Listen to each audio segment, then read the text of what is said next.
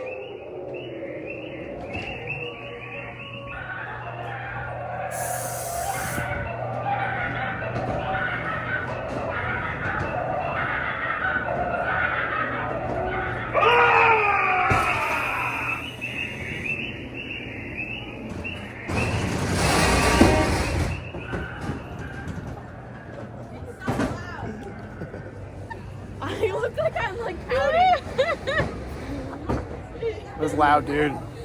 Yeah, I look like I'm paying attention. Look at that.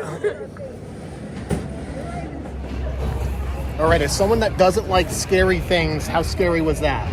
I mean, it wasn't like scary, but it definitely made you jump because it was like.